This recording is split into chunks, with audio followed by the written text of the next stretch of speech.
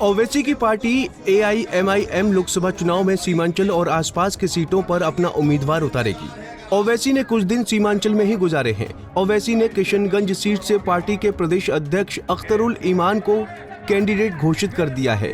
दीप शिक्षा का जले, हर बच्चा स्कूल चले, हो सवेरा मिटे अंधेरा, एक नया अभियान है।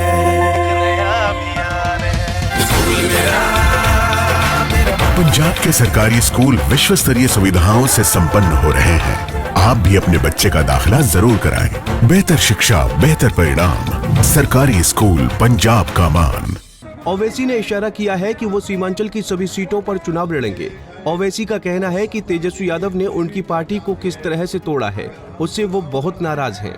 ओवैसी ने संकेत दिया है कि इसका बदला वो लोकसभा चुनाव में RJD से लेंगे। पिछले लोकसभा चुनाव में महागठबंधन की लाज केवल किशनगंज सीट पर ही बची थी। कांग्रेस के कैंडिडेट डॉक्टर मोहम्मद जावेद यहां से चुनाव जीते थे। RJD भी क्लीन बोल्ड हो गई थी, जिस अख्तरुल ईमान को ओवैसी ने किशनगंज से उम्मीदवार घोषित किया है। उनकी ताकत ये है कि जब तेजस्वी यादव ने AIMIM के 4 विधायकों को RJD में मिलाया, तब अमौर सीट से विधायक अख्तरुल ईमान को नहीं तोड़ पाए थे। अख्तरुल ईमान ने अकेले दम पर बिहार में ओवैसी का झंडा बुलंद किए रखा है। ओवैसी ने सीमांचल में कहा कि तेजस्वी ने उनके 4 विधायकों को गुलाब जामुन समझकर खा लिया, लेकिन अख्तरुल ईमान के पास ईमान है। सीमांचल दौरे के दौरान ओवैसी ने PM नरेंद्र मोदी के साथ साथ CM नीतीश कुमार और पूर्व डेप्यूटी CM तेजस्वी पर जमकर निशाना साधा। उन्होंने कहा कि तेजस्वी सेकुलरिज्म के चौधरी बनते हैं। रामनवमी के जुलूस में मदरसे को जला दिया गया। सीमांचल की लाखों एकड़ जमीन फट गई, तब भी तेजस्वी नहीं बोले। ओवैसी ने कहा कि डेवलप काउंसिलिंग बनाने की बात तेजस्वी ने कही थी, लेकिन नहीं बनाया। ओवैसी ने नीतीश कुमार पर भी हमला बोला। मैं आपको याद दिलाना चाहूंगा, मैंने कई मर्तबा आपके दरमियान में खड़े होकर कहा कि इन पर भरोसा मत करिए, अपने वोट को जाय होने मत दीजिए। कर उसको वोट दिया, उसने एक मर्तबा नहीं कई मर्तबा आप लोगों को ठगा है। आपने सेकुलरिज्म के नाम पर, आपने बीजेपी को रोकने के नाम पर, मोदी को रोकने के नाम पर आपने वोट दिया।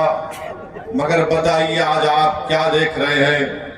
इल्जाम अख्तरुल ईमान पर लगता है कि अख्तरुल ईमान और असदुद्दीन ओवैसी और आफ्ताब इंजीनियर बिहार में वोट तोड़ने के लिए आए हैं। मैं उनसे पूछना चाह रहा हूं, बताओ आज जिम्मेदार कौन है?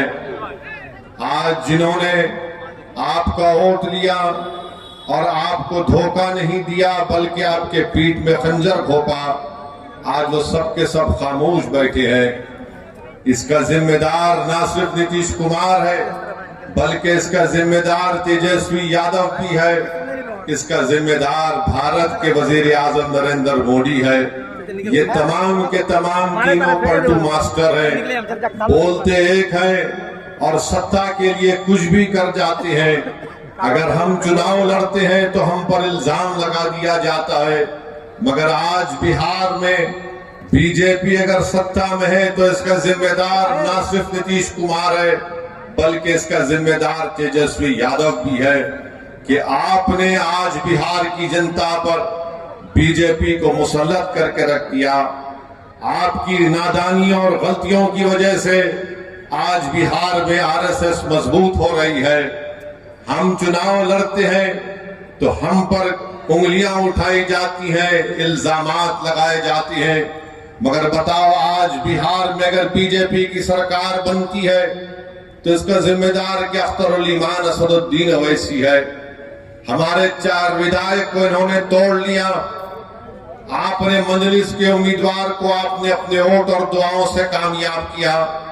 मजलिस के 4 विधायक को तोड़ा, ये बोलकर तो अपनी अना की तस्कीन के लिए तुमने मजलिस के 4 विधायक को तोड़ा। तुम नफरत करते हो कि सीमांचल की सरजमीन से एक गरीब और मजलूमों की एक सियासी लीडरशिप जो भर रही थी, तो तुम ये नहीं चाहते थे कि सीमांचल की जनता से इंसाफ हो।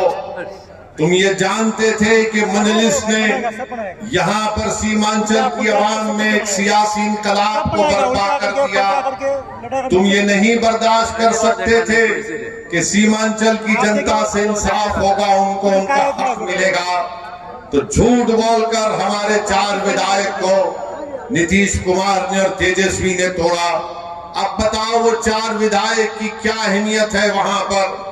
ना तो वो मुंह खोल सकते हैं, ना तो वो बगैर इजाजत के बैठ सकते हैं, ना तो वो बगैर कुछ सोचे समझे, इनके पास कुछ है ही नहीं। मगर मजलिस ने जो सीमांचल की सरजमीन पर जो एक सियासी इनकलाब को बर्पा किया, तो ये बात न मोदी को पसंद आई, ये बात न तेजस्वी को पसंद आई, न ये बात नीतीश कुमार को पसंद आई।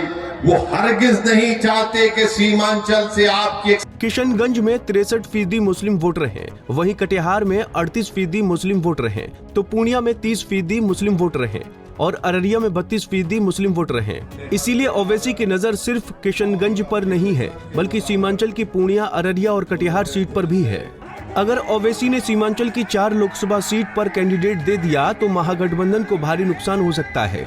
उधर सीवान में मरहूम शहाबुद्दीन का परिवार पहले ही आरजेडी से दूरी बना चुका है। ऐसे में पूरे बिहार में तेजस्वी यादव को मुस्लिम वोटरों का नुकसान उठाना पड़ सकता है। Bureau report, Punjab Kesari TV. हमसे जुड़े रहने के लिए हमारे YouTube चैनल को सब्सक्राइब करें और नई वीडियो की नोटिफिकेशन के लिए बेल आइकॉन को दबाएं।